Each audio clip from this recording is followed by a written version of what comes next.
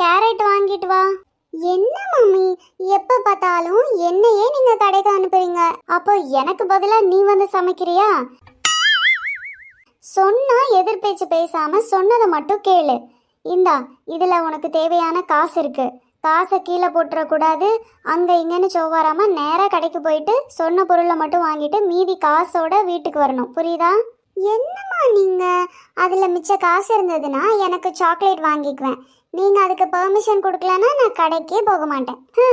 இப்ப கடைக்காரன் போடுற ஜிஎஸ்டியை தாண்டி நான் உன்னை கடைக்கு அனுப்புறதுக்கு உனக்கு வர லஞ்சம் கொடுக்கணும்.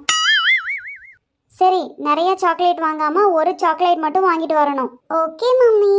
ஏம்மா மகளே, எனக்கு கொஞ்சம் தண்ணி வாங்கி கொடுமா.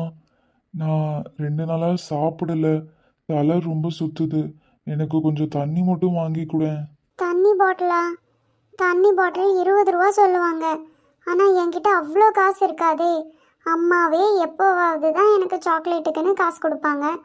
அதை போய் எப்படி நான் தண்ணி வாங்கி செலவு பண்ணுவேன்?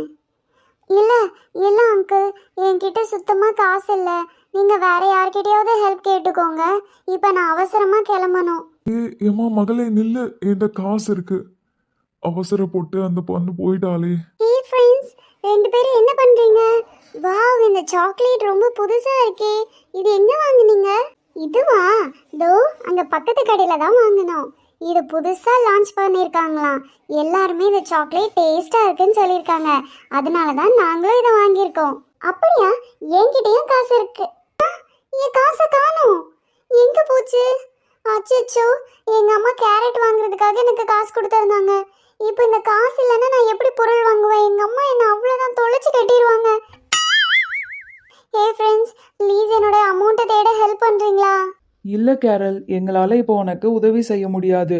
நாங்கள் 2 பேரும் மாலுக்கு போகிறோம். அங்கே நிறைய டாய்ஸ் அண்ட் டாய் ஷோஸ் எல்லாம் போட்டிருக்காங்களாம். அதை போய் பார்க்க போகணும். நீயே தேடிக்கோ. பாய். இவங்க எல்லாரும் என்னோட ஃப்ரெண்ட்ஸ் தானே. எதுக்காக எனக்கு ஹெல்ப் பண்ணாமல் இப்படியே விட்டுட்டு போகிறாங்க? இப்போ நான் அம்மா கேட்டால் என்ன பதில் சொல்லுவேன்? என்ன கேரல், வீட்டுக்கு வர்றதுக்கு எதுக்கு இவ்வளோ நேரம்? நான் கேரட் வாங்கிட்டு வர சொன்னேனே, அது எங்க? மம்மி, நீங்கள் சொன்ன மாதிரி நான் கடைக்கு தான் போனேன். ஆனா என்ன ஆனான்னு இழுத்துட்டு இருக்க? என்ன நடந்துச்சு? ஒழுங்கா சொல்லு. கேரட் எங்க? காசு எங்க? எங்க போன நீ? அம்மா, நீங்க சொன்ன மாதிரி நான் நேரா கடைக்கு தான் போனேன். ஆனா வர வழியில ஒருத்தர் பார்த்து என்ன சொன்னார்னா, எனக்கு ரொம்ப தலை சுத்துது, எனக்கு கொஞ்சம் கடையில போய் தண்ணி பாட்டில் வாங்கிட்டு வரியா அப்படின்னு கேட்டாரு. ஆனா நீங்க கொடுத்த காசே கரெக்டாக இருக்கும். என்னோட சாக்லேட் வாங்குறதுக்கு எனக்கு மிச்சம் இருந்ததே கொஞ்சம் காசு தான். அதனால அவருக்கு நீங்கள் வேற யார்கிட்டயாவது ஹெல்ப் கேட்டுக்கோங்க அப்படின்னு சொல்லிட்டு நான் விட்டுட்டு நேராக கடைக்கு போனேன். நீங்கள் சொன்ன மாதிரி நான் வேற எங்கேயும் பார்க்கல. ஆனால் போகிற வழியில் என் ஃப்ரெண்ட்ஸ் 2 பேர் இருந்தாங்கம்மா. அவங்க 2 பேர் கையில் எதையோ வச்சு ரொம்ப சின்சியராக பேசிட்டு இருந்தாங்க. அதனால என்னன்னு பார்க்கறதுக்கு 2 நிமிஷம் போய் நின்னேன். ஆனால் வழியில் எங்கே காசு தொலைஞ்சிச்சுன்னே தெரியலம்மா. ஆனால் காசு எப்படியோ தொலைஞ்சிருச்சு. என் ஃப்ரெண்ட்ஸ் கிட்ட கூட நான் ஹெல்ப் கேட்டேன். ஆனால் அவங்க 2 பேரும் எனக்கு உதவி செய்ய முடியாது, நாங்கள் 2 பேரும் மால் போகிறோம்னு சொல்லி அவங்க 2 பேரும் கிளம்பி போயிட்டாங்கம்மா. அதனால என் காசு எங்கே போச்சுன்னு எனக்கு தெரியலம்மா. அதனால தான் நான் வீட்டுக்கு அப்படியே திரும்பி வந்துட்டேம்மா. என்ன கேரல் பண்ணிட்டு வந்திருக்க? நான் உனக்கு இப்படியோ சொல்லி வளர்த்துருக்கேன். ஒருத்தர் தலை சுத்துதுன்னு முடியாமல் உட்காந்துருக்காரு. அவருக்கு போய் உன்னால் தண்ணி பாட்டில் வாங்கி தர முடியாது. ஆனால் அவருக்கு தண்ணி கொடுக்கறத விட உனக்கு சாக்லேட் தான் முக்கியமா?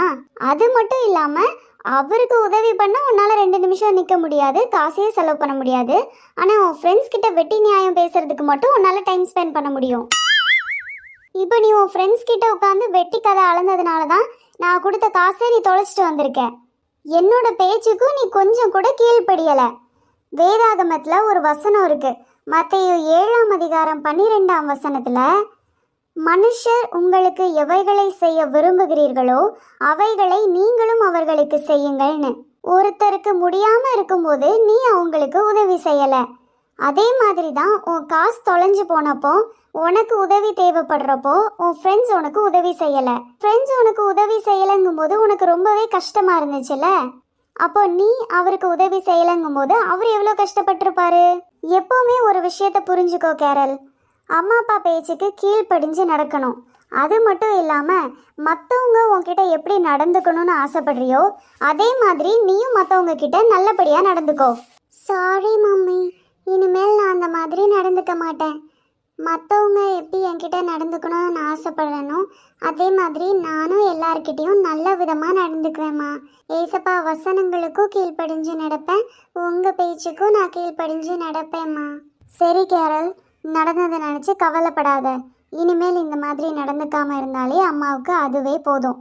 இப்போ நீ உள்ளே போ, நான் கடைக்கு போய் எல்லாத்தையும் வாங்கிக்கிறேன். எஸ் குட்டீஸ், இன்னைக்கு நீங்கள் எல்லாருமே ஒரு விஷயத்த நல்லா கற்றுக்கிட்டு இருந்திருப்பீங்கன்னு நம்புகிறேன்.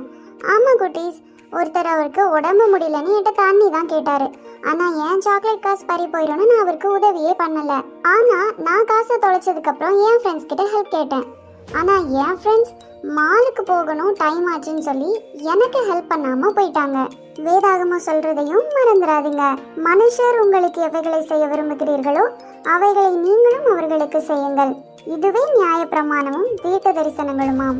மற்றவங்க உங்ககிட்ட எப்படி நடந்துக்கணும்னு ஆசைப்படுறீங்களோ அதே மாதிரி நீங்களும் மற்றவங்க கிட்ட நல்ல விதமாக நடந்துக்கோங்க. ஏசப்பா நிச்சயமா உங்களை ஆசீர்வதிப்பாங்க. தேங்க்யூ. God bless you.